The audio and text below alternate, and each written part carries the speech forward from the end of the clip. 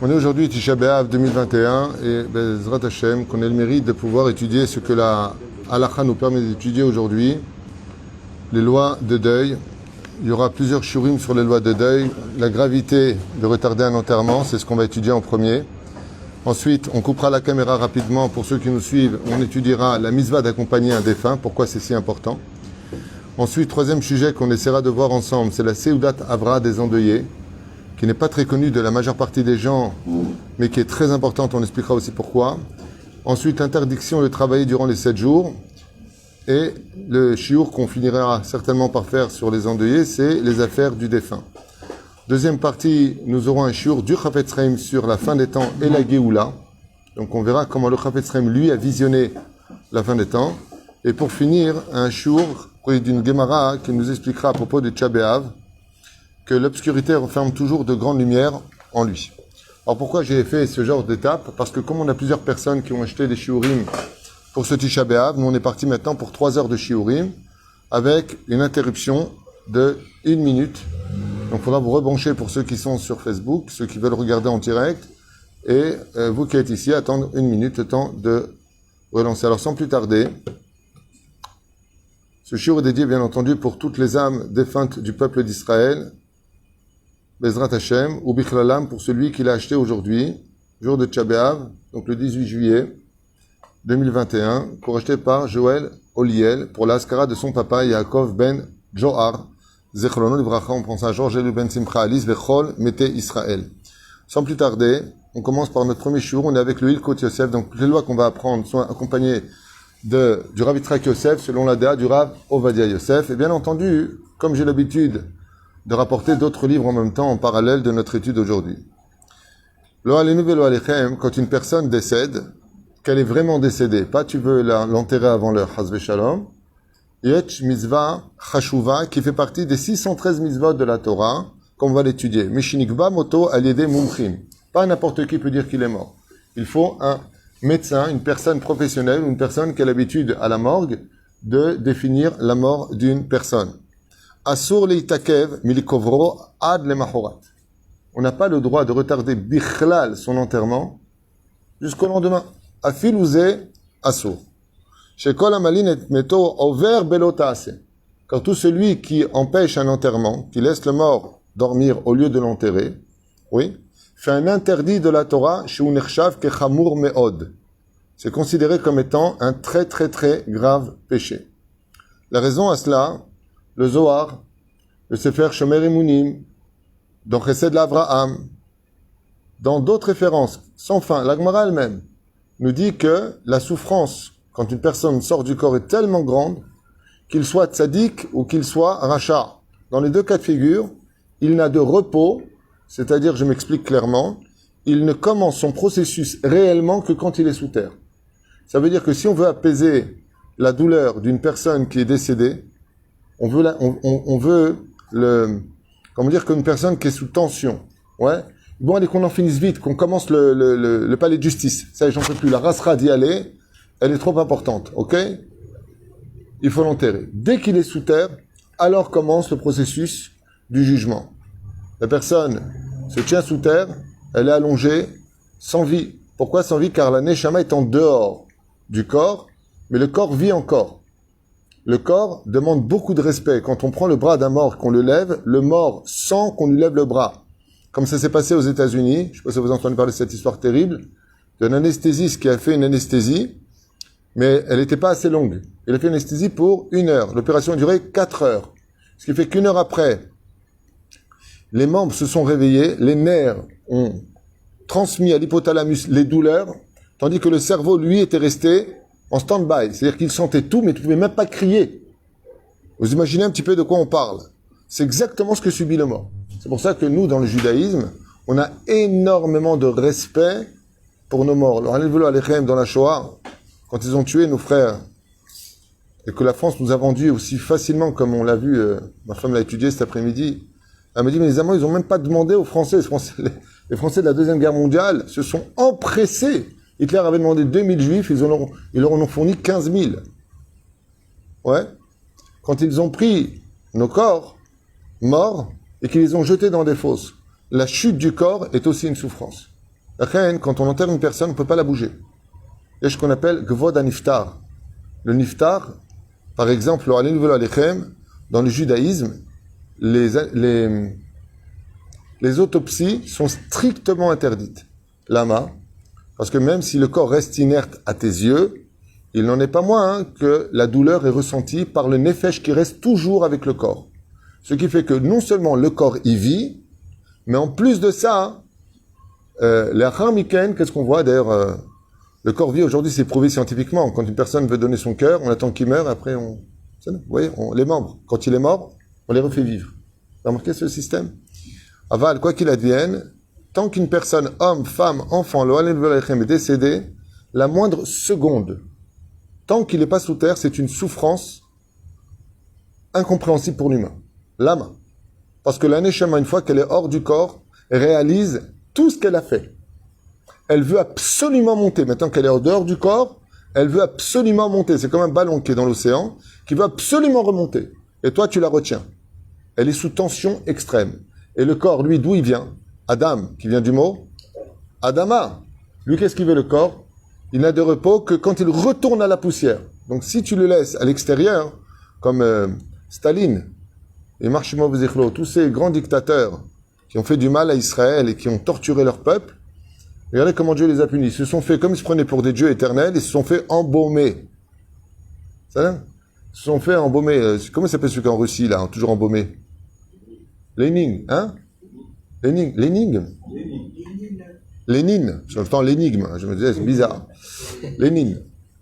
Ça veut dire quoi? Ça veut dire qu'il souffre. Blissov. Ni sa neshama peut monter, s'il en a eu, bichlal, ni son corps ne trouve de repos. C'est sével à dire. Et ça a été la punition des pharaons. Les pharaons, qu'est-ce qu'ils faisaient? Ils s'embaumaient. Ça veut dire la pire des choses qui pouvaient se faire, ils se sont fait. Sheneemar ki krovot et kovenu, velachen le sheizdarez le kovro bo bayom. Dès qu'il est niftar, on l'enterre tout de suite. Et bien entendu, tout le monde va poser la question. La famille, qu'est-ce qu'on fait?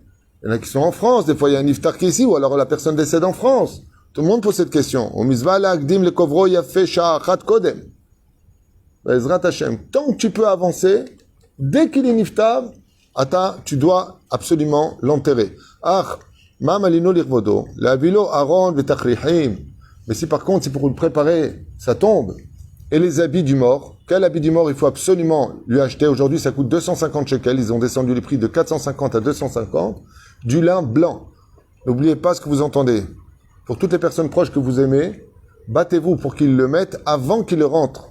Pour le laver, vous dites à la Rabbanout, à la Chevra Kadisha, je veux que vous l'habillez avec le pyjama de lin blanc.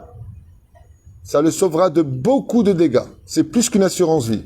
Le lin blanc est si fort qu'il est capable de rendre les anges noirs d'Averot des anges blancs. Ad Kedekar écrit Rabbi Avraham Azoulay. Donc si les gens ils sont proches de la ville et qu'ils arrivent, ok. Si c'est un grand Talmid Chacham qui vient aller à speed auto, c'est-à-dire faire son oraison funèbre, ok.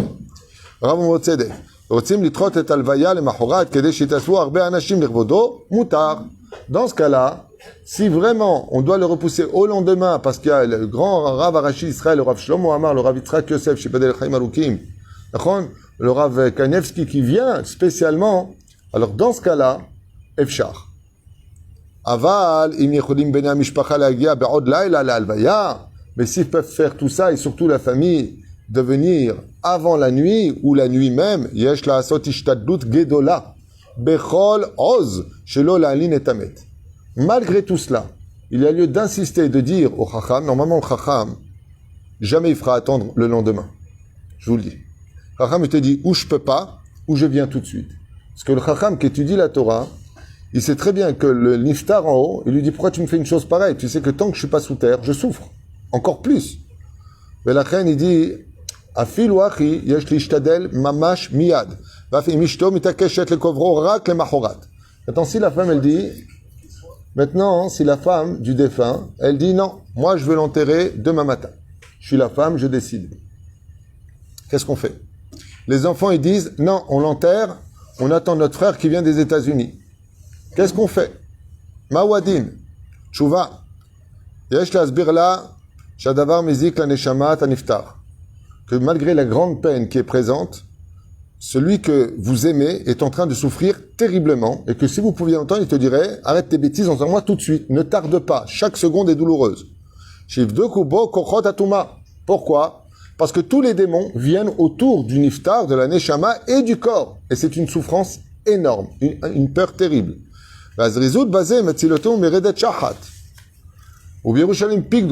qu'est-ce qu'on fait? Est-ce qu'on l'écoute ou pas, al-pi halakha, la femme qui dit je vous interdis d'enterrer mon mari ou je vous interdis d'enterrer ma femme, mitzvah lo lishmoa bekola.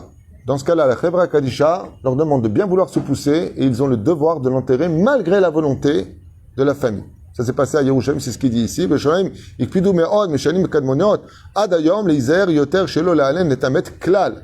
À Jérusalem, j'ai vécu avec le beau-père de mon frère,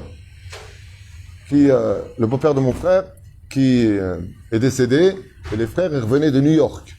La Chevra Kadisha l'a poussé tout le monde, ils sont partis enterrer le mort. Celui qui veut nous suivre, il nous suit. Lama, il y a ce qu'on appelle pikuach nefesh. La personne est décédée. Mais les Shinyan poche le pikuach nefesh. Et il y a plusieurs raisons qui sont données dans la Torah. Pourquoi est-ce qu'on ne doit pas tarder à enterrer le mort? Petit 1, il gonfle. Il se rentre en putréfaction. Ce n'est pas du kavod pour lui. Sa souffrance est énorme dans le monde supérieur. D'accord? Milvad atamim alpi asod. Hormis toutes les raisons qui ramènent ici le Rav Yitzhak Yosef en bas, alpi sod à Torah. Velachen yesh ombrim she-en isur bal talin kivuraton nefel. Ve'al kol panim yesh levadot she-bet acholim yikvuru et nefel ve'lo yeshlichu. Alors il rapporte ici une loi, ce qu'on appelle derech hagav. Un nefel, c'est un enfant qui est né, loi alenu ve'lo alechem, et qui n'a pas atteint l'âge de 30 jours. Ça s'appelle nefel. Dans ce cas-là, si un enfant est né, on lui fait la brit mila, il n'a pas dépassé les 30 jours de vie. D'accord? Pourquoi est-ce qu'on fait le pidyon à Ben à 30 jours? Parce qu'à 30 jours, l'enfant est considéré comme étant Adam Mamash. C'est vraiment composé. Avant 30 jours, ça s'appelle un nefel. Un nefel, quel est le din? Une personne a un enfant, il lui fait la brit mila, et avant le 30e jour, il a fini son tikkun. L'enfant remonte dans le ciel. Est-ce qu'on porte le deuil? Est-ce qu'on dessire les habits? Est-ce qu'on fait un enterrement? Est-ce qu'on fait le kaddish? Est-ce qu'on fait Soudat Avra? Qu'est-ce qu'on fait? L'enfant, il a dépassé les 8 jours. Ça s'appelle Nefel. Nefel veut dire Lo naflabo dargat neshama. La neshama n'est pas encore entrée en lui. Donc, il n'y a aucun deuil à faire. On prend l'enfant et on l'enterre sans rien faire. Ni kaddish, ni dvar Torah. Kloum, kloum, kloum. En malasot. Là, ici, le Rav Yitzhak Yosef nous met en garde. Arrête, on a vu tout à l'heure, pourquoi il ramène ça de derech hagav? Parce qu'on a vu tout à l'heure que le niftar, pourquoi est-ce qu'on doit l'enterrer vite? Ma'asiba, d'enterrer vite une personne et ne pas attendre.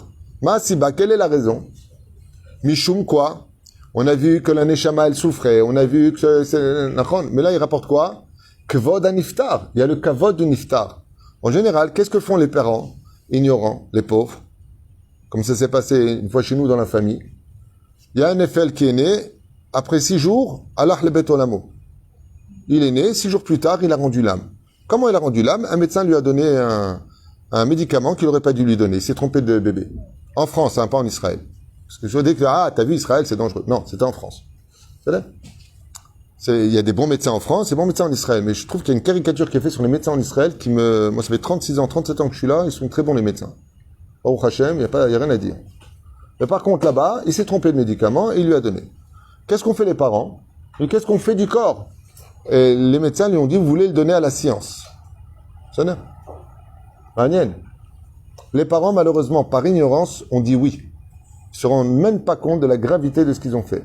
Maya alacha, si on avait été religieux à cette époque, dans les années 67, 68, 70 en France, on était un petit peu à la masse, quoi. On était un petit peu chez Merahem. Okay? Je me rappelle quand j'ai fait tchouva. Je mangeais au McDonald's, mais du fish. Attention, c'était plus du poisson. C'était plus de la viande. Et je disais, je mangeais kasher.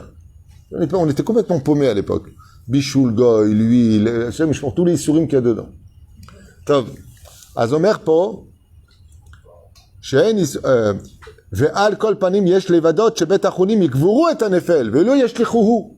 Et ne le jetez pas l'enfant. Pourquoi? Igberu oto. Mais chouma. À cause de quoi? Kvod agouf. Le respect dû à l'enfant. On a vu tout à l'heure qu'une des raisons, ce n'est pas du kavod pour un iftar qui gonfle. Des fois, Hashem Yishmor Virachem, quand tu arrives à la morgue, ça sent une odeur de mort. Là, je ne sais pas d'autre mot. Zekaché meod, le corps il gonfle. Et le niftar, il voit son corps. Il est au-dessus du corps, il le voit. Et c'est une souffrance pour lui de se voir devenir amoshi. C'est l'autovlo. Les yeux les pupilles qui se dilatent. Il y a plein de choses qui changent. Lui, il voit ça. Et il dit à sa famille qu'il aime, pourquoi vous me faites souffrir? J'ai pas assez souffert dans ma vie que vous me rajoutez, vous, des souffrances. Ne soyez pas égoïste. Zeperusha davar. Et mettre nitrilat alayla, malinim beksat alayla, kouvro balayla, en bezi isur, alana tamet. Et s'il est mort la nuit et qu'on l'enterre un peu plus tard dans la nuit, on fait pas de isur de la Torah. Mais vous vous rendez compte que donc, retarder un corps d'être enterré, over al isur de oraita. C'est un isur de oraita comme de manger du porc, ou chaz shalom, de voler, ou de tuer. Isur de oraita. Lo talinu et amet. Lo alinu. ויש מי שאומר דאם מת ביום ושקע עליו החמה, הרי זה עובר בבל תלין. שעדיין לא עלה עמוד השחר, ויש חולקים ואומרים שאינו עובר. Regardez la mahlouquette des poskim. S'il est mort avant le coucher du soleil, et que tu l'as pas enterré tout de suite, tu as entendu la nuit, il y en a qui disent que tu as fait un issour de la Torah. Alors c'est un peu gênant parce que ça voudrait dire que la personne, en fin de compte, quand elle est à l'RS des vailles, ben il faut déjà préparer son trou. C'est ça? Veza nachon naasot. Aemet, za nachon naasot. Quand on sait qu'une personne vraiment est sur le point de partir, le problème c'est que Rabbi Nachman n'est pas d'accord avec ça. Ein yush klal baolam. Moi je me rappelle les professeurs qui avaient condamné mon père à 6 mois, ils sont tous morts et lui il est mort 10 ans plus tard, il les a tous enterrés. C'est ça? Le viager. C'est-à-dire, quand on sait que Bémet Nigmar, comme par exemple une personne qui est vraiment un massaf de végétatif, le Edim. On n'a pas dit qu'on va l'enterrer, on dit qu'on prépare. Si on prépare le trou et qu'à la fin il vit, le trou il va à quelqu'un d'autre, t'inquiète pas. Dans ce domaine, il y a toujours des demandeurs. Ken. En France, on peut d'ailleurs, il laisse un certain temps parce qu'il considère que le défunt pour finir. La mort clinique est le plus grand bluff médical, scientifique, jamais inventé par la médecine, ignorante des problèmes de ce qui se passe après la mort. Je m'explique. Tous les dossiers que j'ai observés en 20 ans d'études sur les morts cliniques, je tiens à le dire à votre, je n'ai pas honte de le dire, ça fait 20 ans que j'étudie les morts cliniques. Je parle avec des professeurs, eh bien, tu remarqueras qu'il a été déclaré à 18h03 mort. Déclaré, ça s'est passé à Haïfa, à Jérusalem, en Allemagne, aux États-Unis, en Inde. Les médecins, Kovaim et Moto, En Samchan la Moach Esrim Dakot. Le cerveau n'est plus oxygéné, il n'y a plus de pouls, il est mort. Quand est-ce que ça s'appelle mort clinique imminente, mort imminente? Tu sais comment ça s'appelle? C'est quand il revient à la vie, oh, bah, qu'est-ce qui se passe? Po M Avoudim. Il dit alors, apparemment, il est mort clinique. Mais il dit jamais qu'il est mort clinique avant l'heure. Sinon, il appelle ça avant le coma. Végétatif, ou le coma un tel, ou coma un tel. Vous avez un médecin qui est ici, vous le confirmera. T'as pas compris. Pourtant, je peux pas être plus clair, tu regarderas le cours. La médecine n'a aucune connaissance dans les morts cliniques. Ils ne comprennent pas comment au niveau cérébral, une personne qui est décédée soit capable de revenir à la vie alors que tout le système d'irrigation du sang, de l'oxygène que le corps a besoin ne marche plus. Ça arrive beaucoup plus que ce que tu penses, pour ce qu'on a enregistré aujourd'hui, en l'espace de, je finis avec ta permission, plus de 189 millions de morts cliniques. Donc c'est pas un cas isolé. D'accord. La question c'est que la Torah est en train de dire que la Torah dit qu'il faut enterrer de suite. Donc si on enterre de suite. Alors tu vas pas mal poser ta question. Il fallait poser la question, comment est-ce qu'on voit un enterrement vis-à-vis d'un mort clinique? Très bonne question qui figure dans le Talmud. Avant on enterrait à 30 cm. À l'époque du Talmud, quand on avait un mort, on l'enterrait à 30 cm, on ne creusait pas profond. Pourquoi? Parce qu'on ne savait pas s'il allait revenir à la vie ou pas. Le Talmud explique que les tzadikim... Hein? J'entends pas. Ah, Ramla, il fait encore 30 cm. En tout cas, à l'époque du Talmud, les morts étaient enterrés à 30 cm. Pourquoi 30 cm? On mettait juste de la terre. Parce qu'ils pouvaient gagner le combat en haut par leur tzidkout et porter plainte contre l'ange de la mort. Pourquoi il est venu les prendre? Et il revenait à la vie, ce qui fait que la personne pouvait tout à fait entendre à minuit, taper à la porte, et se dire, ah, Yaoudi, tu es revenu. C'est là. Ayakacha. Aujourd'hui, on revit une espèce de triat amétim. Et je pense que si les morts cliniques sont très répertoriés aujourd'hui, c'est pour enseigner à la médecine et aux scientifiques que triat amétim, ça peut exister. Les médecins disent que quand on est mort, on est mort. C'est ça. Comme l'avait dit la Palisse, un quart d'heure avant sa mort, il était toujours vivant. Machma mikan, qu'après sa mort, il est mort. Et tu sais, il faut miser que quand une personne, aujourd'hui, elle voit, comme ça s'est passé à Haïfa, une femme décède du nom de Myriam, ok? Elle se prend une brique sur la tête, elle décède sur place. Les médecins arrivent, les ambulanciers arrivent, Kovaim et Mota, 6 heures plus tard, dans le frigidaire, elle se réveille. Il n'y avait pas de cœur, il n'y avait pas de pouls, il n'y avait rien. Il n'y avait rien. Le médecin, Kavouet Mota, dans son dossier, elle amène son dossier, l'heure de sa mort. Elle expliquait qu'elle a été jugée dans le ciel, qu'elle a été, elle devait se séparer donc définitivement de son corps comme un cordon ombilical qui la relie encore à son corps qu'on appelle le fameux couloir de lumière. Et donc, elle a obtenu gain de cause parce qu'elle a eu pour mérite d'avoir son arrière-grand-père, j'ai nommé le Rav Alfanderi Zecher Tzadik de Kadosh Ibracha, qu'on appelait le lion de la Torah. Et étant donné que c'était une de ses descendantes, eh bien, elle a eu le mérite de retourner dans son corps, dans le jugement, et donc, depuis, elle a fait une teshuva, elle fait des séminaires jusqu'à aujourd'hui à Haïfa. C'est ça. Comme ça, elle a raconté. Mais pour les médecins, où est-ce qu'ils l'ont mis? Alors nous, maintenant, on ne rentre pas dans ces détails. Nous, on ne rentre pas dans ces détails. À partir du moment où il y a vie ou tamet, à partir du moment où le mort est décédé, kovri moto. Kovri moto. Pourquoi? Et je te réponds de façon plus classe. Dès qu'une personne décède, c'est essentiellement entre les mains de la shrina. Ça dépend du mérite de la personne. Regardez le Rambam. Quand il est décédé, il est mort quoi? Ou à Alexandrie, au Caire, le Rambam. En tout cas, il était en Égypte. Ils ont pris le Hamor du Rambam pour l'emmener être enterré au Caire. Le Hamor a refusé d'avancer. Il a pris la direction et il a avancé d'Égypte jusqu'à Tibériade, sans s'arrêter une seule fois. Le Thibaut l'ont suivi. Pourquoi je raconte cette histoire? Parce qu'une fois qu'on est enterré, combien de fois c'est arrivé des gens, ils devaient être enterrés au Haram Nuchot, quand au Trabi, il n'y avait pas de place ce jour-là. Là où ils voulaient, il n'y avait pas de place. Bassof, emmenez-le où? Au Harazetim. Chacun de nous avons une place qui nous est prédestinée par le Créateur du monde. Quand on meurt, le relais de la vie passe entre les mains d'Hachem. Tout ce qui se passe, ça se passe dans les mains d'Hachem. Vous avez posé la question, alors dans ce cas-là, personne ne peut faire de Issour de Altalinu et Tamet, Altalin et Tamet. Nachon? Zelo Nachon.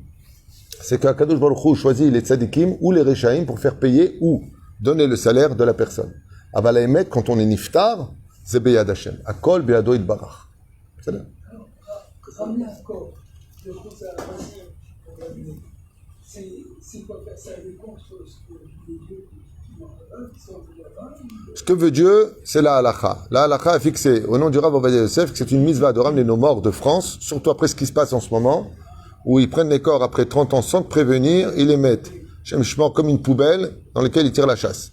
Celui qui a les moyens de faire venir ses parents en Eretz Israël, même si Ishayahu s'y oppose fortement, ce qui compte, nous, c'est pas la prophétie de nos grands d'Israël, c'est la halakha d'aujourd'hui. Ce que dit le Rav Ovadia Yosef, le Rav Ben Zion Abba Shaul, par un Shulchan Aruch, Kol no poskim, ce qui fixe la vie d'un homme, ce sont ni nos rêves, ni nos prophéties. Qu'est-ce que dit la halakha? Zéou. La halakha a fixé que le Rav Ovadia a dit, c'est une mitzvah de ramener vos parents, celui qui peut, en Eretz Israël. Celui qui le fait, tavola beracha, nigmara sipo. Si le défunt, on est en couple, il faut à l'Afrique. Juste vous parler un peu plus fort, et moi je m'efforce de parler fort pour vous tous. Au niveau de la halakha, par exemple, il y a un défunt qui veut être enterré en Israël. Un défunt qui veut être enterré, donc il est vivant. Parce que si un défunt il dit, les mecs, pas ici, là-bas, c'est qu'il est encore vivant. La personne qui est morte veut être enterrée en Israël. Donc la volonté avant de mourir d'une personne, c'est ça que tu veux dire? Exactement. Ouais, parce qu'il faut être précis. Que font les enfants? C'est quoi les niveaux là? Qu'est-ce qu'ils peuvent faire? Il y a une mitzvah de faire la volonté. C'est une excellente question que tu poses, mais je vais la dériver. C'est une excellente question que tu poses. Il y a des parents qui demandent à être enterrés en Israël, et il est du devoir des enfants, quitte à s'emprunter, de tout faire pour les enterrer en Eretz Israël. Il y a des villes qui sont beaucoup moins chères que d'autres, comme Kfar Yona, est une ville moins chère. Sderot, les petites villes Aïkar qu'ils soient enterrés en Eretz Israël. T'es pas obligé de te faire enterrer à Jérusalem ou à Ashdod où les prix sont exorbitants et ces prix-là sont fixés par la Knesset. C'est pas la Chevra Kadisha qui la fixe. Après, qu'il y ait des petits malins qui se prennent des commissions, ça c'est leur problème. Aval, le prix à être enterré en Israël vaut tout l'or du monde. Tout l'or du monde. Mais la reine, si un père demande à être enterré en Israël et qu'il a laissé un héritage, d'abord avec cet argent, on enterre son père et seulement après, les enfants pourront se partager l'héritage. Par contre, et pourquoi je trouvais ta question à pic, et je te remercie de la poser. Maouadine, on m'a posé la question ne serait-ce que 4 fois ou 3 fois cette année, qui m'a beaucoup chagriné. Quand les parents ignorants, juifs, demandent à être incinérés. La volonté du père et de la mère, c'est d'être incinérés. D'accord? Ils veulent qu'on brûle leurs cendres et que ensuite on les éparpille aux 4 vents autant on emporte la rasera. C'est là. Maouadine, il est interdit dans ce cas-là d'obéir à ses parents. Et celui qui le fait, iten et ad-din vecheshbon, celui qui brûle son père, parce que son père lui a demandé d'être brûlé, Sheida, Shegam, Oto, il serait fou. Lui aussi le brûleront. Pourquoi? Parce que le père, quand il parle, comme il n'a pas étudié Miskin la Torah, comme il a peut-être des mauvais souvenirs de la Shoah, il a vu ses enfants ou son frère brûler, il en veut à Dieu, puisque tu veux tellement brûler ton peuple, tu me brûleras. Tout ça c'est dit dans l'ignorance de la connaissance. Mais dès qu'il meurt, il hurle, surtout ne me brûlez pas, pardon, je savais pas. Donc sa volonté réelle, sa volonté à lui réelle, c'est quoi? Je me rappelle, j'ai parlé avec quelqu'un cette année qui m'a dit, ouais, mon père, je suis désolé, respect des parents, moi c'est ce qu'il voulait, je vais le brûler. Je peux te poser une question? Si tu étais avec ton père et qu'il a vu une femme, et voulait aller avec elle, en même temps tromper ta mère, tu l'aurais laissé faire? Il m'a dit, mais quel rapport? Mais pas du tout, ça va pas, non? Chas v'shalom que mon père, il trompe ma mère. Je lui dis, pourquoi? Il me dit, parce que il a perdu la tête. Je leur considère qu'il a perdu la tête quand il t'a demandé de se faire brûler. Assour, en tout cas, les filles halacha, c'est une mitzvah de ne pas écouter son père. Une autre personne m'a dit, je comprends pas le respect des parents, j'ai écouté votre cours, vous avez dit que ça monte au-dessus de tout. Je dis, Nachon, tu as raison. Si ton père, pendant Shabbat, te demande de te remettre, de te donner le téléphone ou la télécommande, est-ce que tu lui donnes? Il me dit, ah non, c'est assour. Je dis, pourquoi c'est assour? Arrête, c'est ton père, il te dit, donne-moi la télécommande de la télévision. Pourquoi tu lui donnes pas pendant Shabbat? Tu laisses ton père fatigué se lever et prendre de toute façon à voir la télévision. Il dit parce que le même Dieu qui m'a demandé d'honorer mon père et ma mère, c'est le même Dieu qui m'a dit de ne pas enfreindre le Shabbat. C'est pour ça que Shabbat passe avant le respect des parents. Zachor et Yom Shabbat et Kadesho, et ensuite, Chabedet Avicha, Betimecha le Mani Arukun Yamecha Me'al Pene Adama. Donc ainsi donc, on voit qu'il y a un céder. La reine, toutes les demandes des parents, ou de frères et sœurs, qui sont anti-halacha, et que c'est leur volonté, c'est une mitzvah de ne pas les écouter. Et ils vous béniront du ciel. Pourquoi? Parce qu'ils l'ont fait dans l'ignorance des choses. Je pose une question simple. Si quelqu'un va au casino et il dépose 100 000 $ sur le 17 rouge, c'est-à-dire 17 rouge, et toi, juste à ce moment-là, tu as une prophétie, tu lui montres sur écran, au niveau des minutes, que ça va sortir 25 noirs. Est-ce qu'il met son argent? Non. Pourquoi il ne le met pas? Parce que maintenant, il a la connaissance. Les gens jouent au loto avec la philosophie de la vie, alors que la halakha nous empêche de faire des graves erreurs qui peuvent nous coûter extrêmement et extrêmement cher. La reine, Besofo Shel Davar, il est interdit de leakev gvura, ve'im afilu aisha mitakeshet, et qu'elle ne le veut pas, lo shom'im bekola. On ne l'écoute pas et on enterrera le niftar. Hein? C'est-à-dire? Malheureusement, avec l'assimilation, on est nombreux à avoir les goïms dans la famille. Est-ce qu'il y a un problème par rapport à ça? Non, le problème qu'il y a avec les non-juifs, c'est qu'ils ne rendent pas impurs. Din goy chez niftar, qui est din keresh. C'est un din de keresh. Un Kohen, il peut rentrer dans le cimetière de non-juifs. L'homme est tamé. Pour le brûler, le corps. Le brûler, c'est un manque de respect vis-à-vis de... Enfin, moi, personnellement, s'il y a des non-juifs qui nous regardent, je leur conseillerais de ne pas se brûler. Pourquoi? Parce que, d'abord, il faut savoir une chose. Ça fait beaucoup de bien au niftar quand il voit ses proches hommes, pas femmes. Les femmes ne vont pas au cimetière. C'est pas interdit. C'est déconseillé. Fortement déconseillé. Toute l'année. Le jour où elles y vont, j'ai posé une fois la question morale, il m'a dit que pour elles-mêmes. Zéro. C'est-à-dire que le jour, c'est leur enterrement, elles n'ont pas le choix. Où tu vas? Elles n'ont pas le choix. Aval Chutz Misé, elles peuvent venir à l'oraison funèbre. Elles font 4 pas. On vous parlera de ça dans le shiur qui suivra. Zrat Hashem.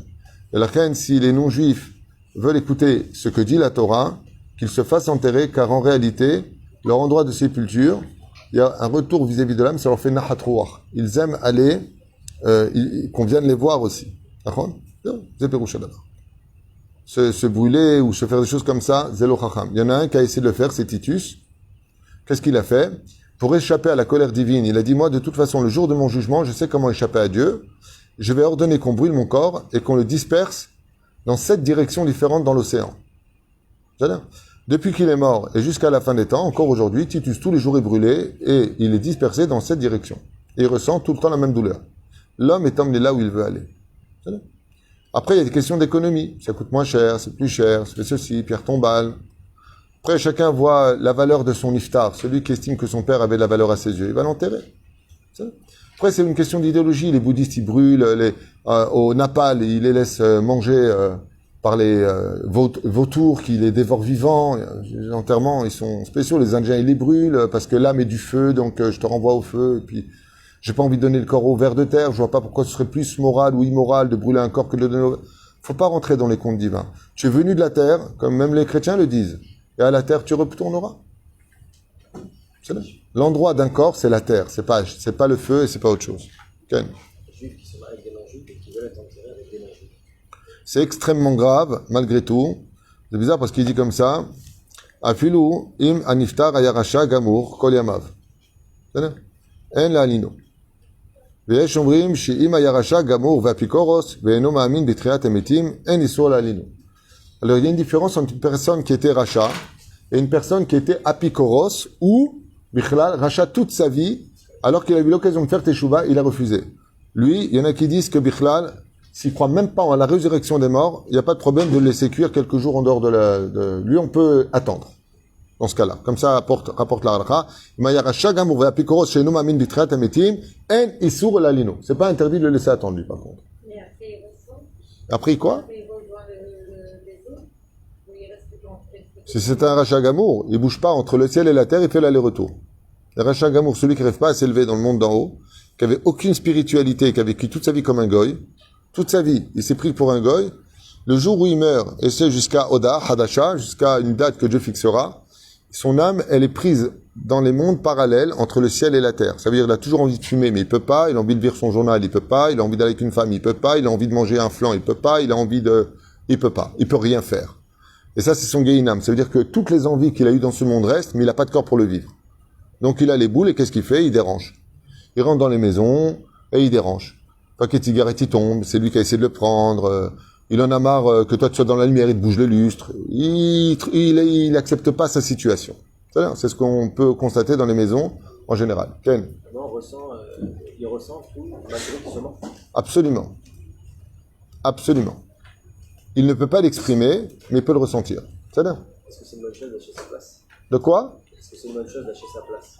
Est-ce que c'est une bonne chose? C'est une très bonne question. D'acheter son linceul, oui, c'est une bonne chose. C'est une ségoula pour Arichut Yamim. Et est-ce que c'est bien d'acheter ou pas sa place de cimetière?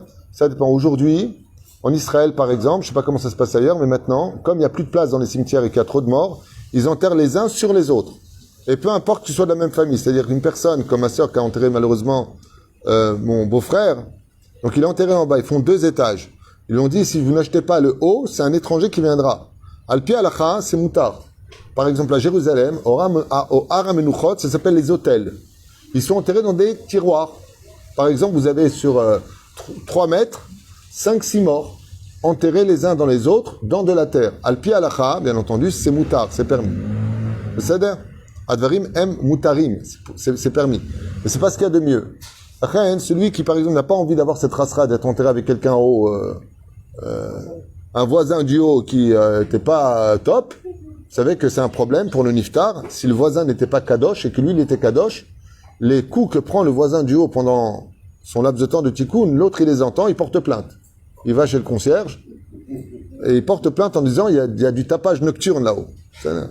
Vous en rigolez, mais c'est ce que dit la Gemara noir sur blanc.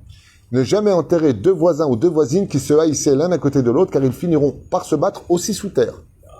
Comme ça dit la Gemara. Oh il est racha, oh il est shreno, zebe hayav ou bemoto. De son vivant comme de sa mort. La reine. Alors, qu'est-ce qui passe maintenant? Il t'oblige à acheter le kever d'à côté.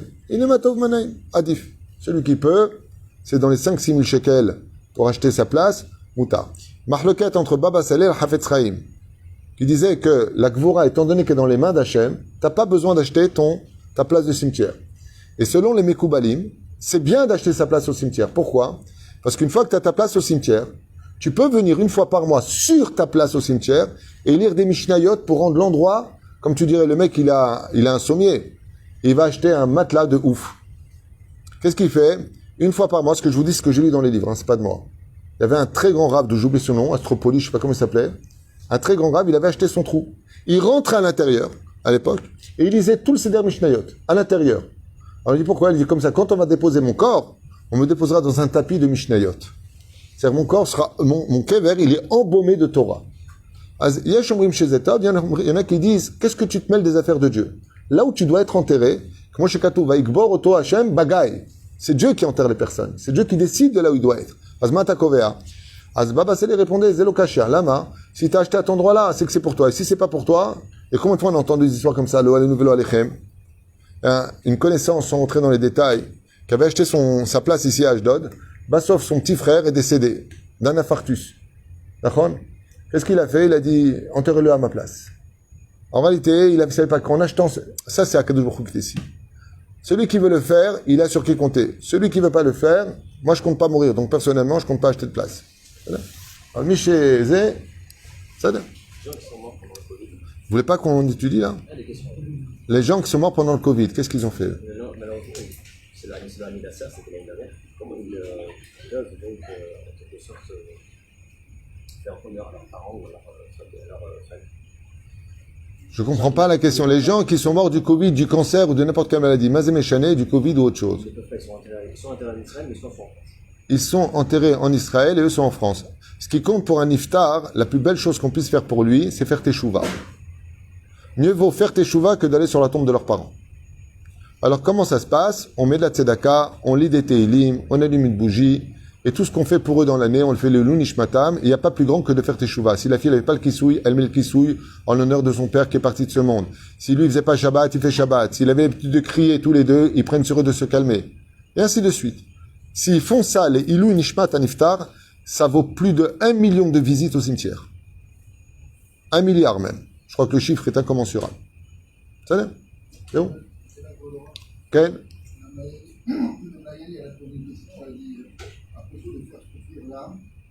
Si quelqu'un est parti donc en France, mais ça va prendre du temps pour aller vers Israël.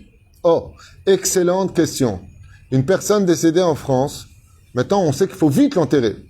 Si maintenant on va prendre le temps, et je finirai avec cette question-là pour ce premier shiur parce que j'ai plusieurs personnes à citer, donc on va couper la caméra, mais on reprend 1 minute plus tard, c'est mon épouse qui mettra les titres et les Ilou Nishmat que je redonnerai à la fin du shiur, et on continuera, puisque j'ai un seder que j'ai préparé tout à l'heure juste avant de venir, sur l'étude d'aujourd'hui. Et pour ceux qui viennent de se brancher, je rappelle qu'on fait 5 shiurim sur les Niftarim, ensuite le Chafetz Chaim, et ensuite une Gemara qui nous remontera un petit peu le moral, Bezrat Hashem, pour cette fin de Tisha B'Av. C'est ce que j'ai prévu de faire avec vous aujourd'hui. Donc, pour répondre à cette question-là, je suis obligé de prendre un tout petit peu de temps. On a dit tout à l'heure qu'une personne qui est morte aux États-Unis, en France ou ailleurs, en Galoute, il faut l'enterrer le plus vite possible. Le plus vite possible. Mais maintenant, Magali, tu dis, Meir, Magali, l'homme est chané. Une personne pose la question et elle dit, bah alors dans ce cas-là, hein? Madame Layani, autant pour moi. Madame Layani pose une question, bombe atomique. Elle dit alors dans ce cas-là, la personne qui est morte en France, jusqu'à ce que tu le sortes et l'avion et tu l'emmènes et tu la... Alors d'abord et avant tout, Zelonachon. Mon père est mort jeudi soir, il a été enterré vendredi matin. Quand Dieu il veut, je vous l'ai dit. Il y a même une personne parmi eux qui n'avait pas de passeport, elle est passée. C'est inexplicable dans la famille. C'est inexplicable. Quand Dieu il veut aveugler les gens, c'est inexplicable. Il a été enterré, il est mort jeudi soir. Le vendredi matin, il a été enterré. De France, enterré à Jérusalem. Et il y a des gens, en pleine semaine où tout va bien, ils sont enterrés 3, 4, 5 jours plus tard. Je vous l'ai expliqué, c'est pas bien. La mitzvah est tellement importante d'enterrer vite son mort que les personnes concernées par le deuil sont quittes de toutes les mitzvot. Ça s'appelle din onen. Il fait pas Netilat Yadayim, ni Asher Yatzar Ta'atam, ni Birkat Amazon, ni Tefilin, Kloum. Il ne fait rien, ni Shema Israël. Pourquoi? Arrête, quand tu dors la nuit, il n'y a personne. Tu vas pas. Il dit non. Pour que tu sois concentré de tout faire, ça veut dire qu'il y a 24 heures dans une journée. Il faut que ces 24 heures-là, tu sois occupé à tout faire pour enterrer ton mort. Quitte à aller toi-même creuser la tombe pour ne pas qu'il se... Pour vous dire à quel point la Torah rend quitte une personne de toutes les mitzvot de la Torah pour vite enterrer le mort. C'est l'Oyeuman. L'Oyeuman, toute la famille sont quittes des mitzvot. Toutes les personnes concernées par le deuil, aucune mitzvah. Aucune. En compte, tu manges du pain direct sans amotzi lechem. Clin, sans netilat, kloum. T'as fini, tu te lèves, tu t'en vas. Mais il n'y a pas de birkat Amazon. Rien, kloum. Lama. Parce que le temps que tu fasses birkat Amazon, c'est une mitzvah qui se fait sur le dos d'une avera. Le niftar, il souffre. La personne, elle souffre. Alors ici, madame, Layani, elle pose une question. Elle dit, et alors, le mort, qui est donc en France, jusqu'à ce qu'il arrive en Israël, à fil ou achi. Si mon père, il était, par exemple, mort jeudi soir, on l'avait enterré jeudi soir en France, ça aurait été un laps de temps beaucoup moins grand. Écoutez bien la réponse du Zohar HaKadosh. Vous retrouverez aussi ces explications dans la Parashat Vayechi, dans le livre Me'am Loez. Là-bas, à la fin du livre. Il dit Pashut Meod. Tout ce qui se passe sur terre n'est autre que le reflet des mondes supérieurs. Ça veut dire que tout comme il y a Jérusalem en bas, il y a Jérusalem en haut. Il y a les frontières en bas dans les pays, il y a les frontières en haut. Il y a les douanes, il y a les douanes. Tout ce qu'il y a sur terre, il y a en haut. Il y a la police, il y a la police. Il y a des juges, il y a des juges. Kol ma shesh lemata, yesh lemala. C'est-à-dire, Hachem tzilecha. Dieu n'est que l'ombre de tes actions. Ce qui fait que quand une personne, elle décède en France, lo alenu velo alechem, petit 1, elle n'a pas affaire à un ange sympathique. Il s'appelle Babaou. C'est-à-dire, c'est l'ange de la mort lui-même, Samech même, Samakel. C'est lui qui vient avec ses 613 yeux, que quand tu le regardes, tu ne sais pas regarder lequel. Il n'est pas gentil, il a un couteau, il n'est pas sympathique. Il n'est pas diplomate, et il faut être sadique gamo pour le maintenir en respect. C'est-à-dire, la Neshama, quand elle sort, l'ange qui dirige le pays, elle lui demande de lui payer déjà son dû. Toi, tu as vécu dans mon pays. Tu viens en France. Normalement, comme le dit le Shulchan Aruch, pourquoi les Juifs n'ont pas le droit de sortir en vacances d'Israël en Chutz La'aretz? Il n'y a pas une mitzvah à faire comme trouver une épouse, sa parnassa, trouver une kala, étudier la Torah chez son rave, ou pour aller visiter Marabou Ma'asera Hashem en même temps, la tombe d'un tzaddik, aller voir ses parents. Il faut qu'il y ait une mitzvah si tu quittes Israël. Lama, 2 raisons à cela. La première, de peur qu'il reste en galoute. C'est la première raison donnée par les Chachamim. Shema Ishtakea Bagalout, de peur que, par exemple, imagine quelqu'un qui va aller à Dubaï, il a tellement craqué, il croit que l'oseille, c'est tellement évident, qu'il dit, moi je vais vivre à Dubaï. À Dubaï, Shem Ishmor. Ouais, Shem Ishmor. Deuxième raison, que vous retrouverez dans le Talmud de Masechet Ketubot 110 Amud Bet, Keilu Oved Avodazara Ve'en Lo Eloka. Celui qui vit en galoute est considéré comme si qu'il n'avait pas de Dieu et qu'il faisait d'Avodazara. Donc pour ces 2 raisons-là, si une personne, maintenant, elle est en France parce qu'elle a besoin de sa parnassa, elle est pas loin de la retraite, elle a des raisons, eh bien, Zrat Hashem, elle monte en Israël, Olim Bagdusha Velo Yordim. On monte dans la Gdusha, on ne redescend pas. La Neshama, maintenant, qui vient de mourir en France, elle a un problème. C'est que, écoutez bien, non seulement sa sortie, elle est terrible, non seulement maintenant, une fleur, pour qu'elle pousse bien, il faut qu'elle soit sur sa terre. Tu prends une rose, tu la mets dans le sable, elle va peut-être pousser, mais elle est un peu marouge. En d'autres termes, je sais que je vais peut-être vexer des gens en disant ça, mais c'est ce qui a marqué. Une neshama juive en Chutz La'aretz, c'est une neshama qui est malade. Lama, parce qu'elle n'a pas de neshama, en 2 mots. Elle n'a que ruach. Ayel Maseret Kubot, son 11 Amoud Aleph, premier tiers de la page en bas. C'est-à-dire, là-bas, c'est marqué noir sur blanc, Venoten neshama la'am aladar alea. Je ne donne une neshama qu'à celui qui vient en Israël. Résultat des courses, la neshama se rend compte que, donc le ruach qui sort, maintenant elle sort du corps. Elle est très mal. Le problème qu'il y a, c'est que tous les Erev Rosh Chodesh, tous les vendredis du mois, et tous les 15 du mois, la Neshama a l'obligation de retourner dans son corps. Elle retourne dans son kever. C'est pour ça que si vous voulez monter pour parler à un de vos niftarim, ne dis pas les questions bêtes, comment ça va, hein. Ça va? Mais vous avez des choses à lui communiquer pour qu'il prie pour vous devant le trône divin. Le vendredi, avant Shabbat, le matin, le 15 du mois, quand la pleine lune est à son zénith, et, ça se dit ça? Ouais. J'invente des mots des fois, moi. Je suis un français tunisien, vous le savez. Non, pas Zénith. Oui, à peine. Moi, pleine lune. Loup-garou. Et tous les rêves Chodesh, tous les vendredis. Et donc, combien de fois dans l'année, par mois, on a vu tous les vendredis, ça fait déjà entre 4 et 5 vendredis par mois. Le 15 du mois, ça fait encore un jour. Ensuite, quand? Tous les rêves Rosh Chodesh, encore un jour. Plus encore quand? Le jour de Saskara. Quand tu fais dans l'année, combien de fois il va retourner là-bas? Tu arrives à des dizaines et des dizaines et des dizaines de fois que la Neshama, peut-être des centaines de fois, ni l'Oïda, je n'ai pas compté. Mais la Neshama, elle fait des allers-retours. Le Zohar HaKadosh, il nous dit, ouais, s'il est mort là-bas, il a intérêt à avoir beaucoup de mérite. Il dit pourquoi? Il dit parce que quand l'avion, il passe par où? Il quitte la France, l'Italie, le Portugal, Yougoslavie, je parle la Grèce. Par contre, vous voyez qu'il passe des pays. Il dit, la Neshama, c'est pareil. Quand elle part, c'est pas le barbatruc. Elle repasse par ces pays-là. Chaque ange de chaque pays, chaque ministre ange de chaque pays, vous voulez que je vous le lise dans Mme Loès, c'est marqué noir sur blanc.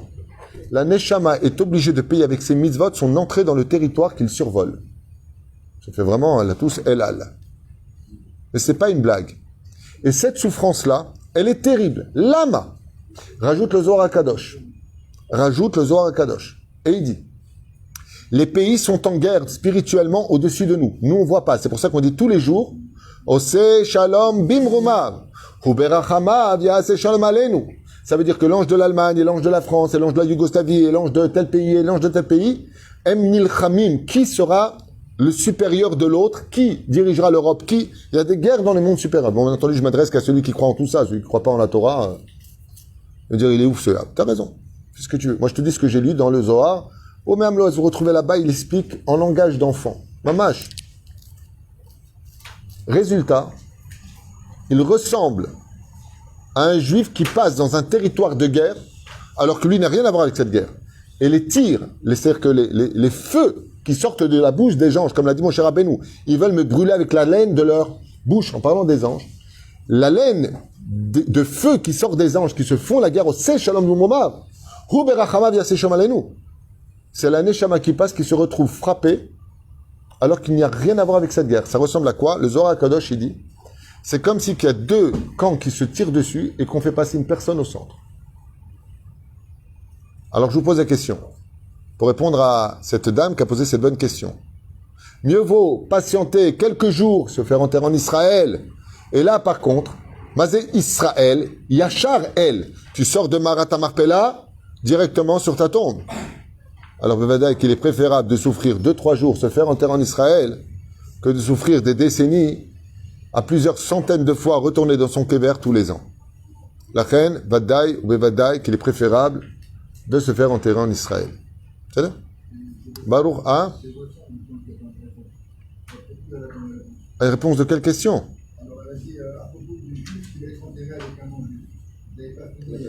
Un juif qui se fait enterrer avec un ange. Oy vavoy de faire une telle chose, il est préférable de déterrer le juif. Mais pour ça, il faut faire une question chez un chacham. Oy vavoy chaz veshalom. Regardez, je voudrais vous donner un exemple.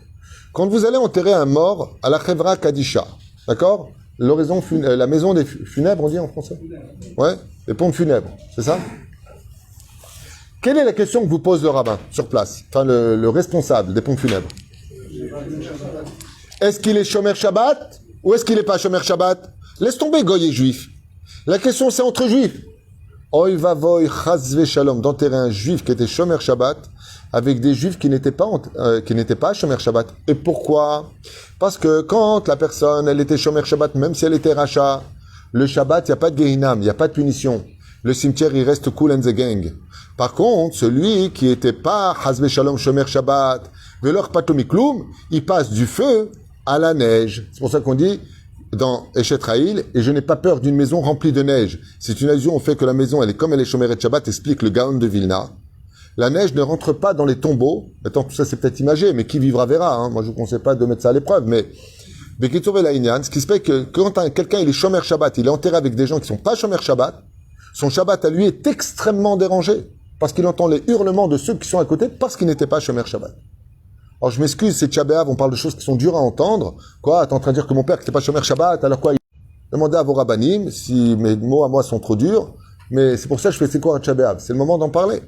Michelo Shomer Shabbat, il passe du feu du Gehinam de la semaine au feu de la neige. Maintenant, si vous me posez la question, quel rapport? Ah ben c'est bien alors. Il dit non. Il y a deux choses qui sont capables de brûler un corps.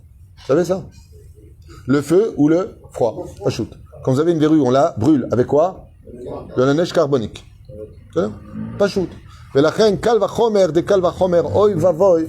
C'est un juif, lo alenu velo alechem, vela fecham Israël. Il a eu le malheur de se faire enterrer dans un cimetière de non-juifs. Là-bas, qu'est-ce qu'il y a? Ruchot, lilim, shedim, Hashem ishmor ve'irachem. Mamash Hashem ishmor ve'irachem. C'est comme, ça ressemblerait à un astronaute qu'on a jeté dans un trou noir infini. Voilà à quoi ça ressemblerait pour un iftar juif. Personne ne viendra dire Kaddish sur lui. Personne ne viendra faire quoi que ce soit. Il est entouré de kvarim d'avodazara. Donc, vadaï que Zahassour, Bechlet. Et s'il a eu malheureusement la malchance d'être tombé amoureux d'une non-juive et de se mettre amouraché au point de vouloir se faire enterrer avec elle, bien qu'il réussisse au moins sa vie de ne pas se faire enterrer avec elle. Au moins ça.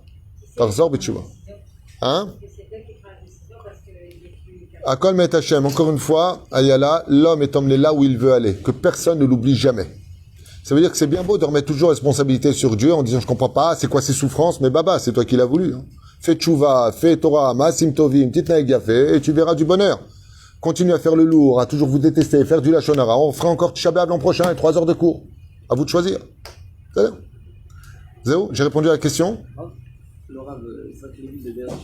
savez qu'on a 5 cours à faire normalement, ouais, j'ai fait les papiers et on va pas y arriver. Non, mais il m'intéresse dans un cimetière goy. Qui? Le Rav Yitzhak Levi. Quand tu seras Rabbi Yitzhak Levi Berditchev, tu pourras te faire enterrer même avec les mammouths. Ça veut dire, maintenant, je vais au Toetano. Il n'est pas enterré. Il y a le coin des juifs et il y a le coin des non-juifs. Baruch Adonai l'Olam, je vous dis tout de suite dans 1 minute, ce premier shiur s'appelle la gravité de retarder un enterrement et le shiur était pour, juste un instant,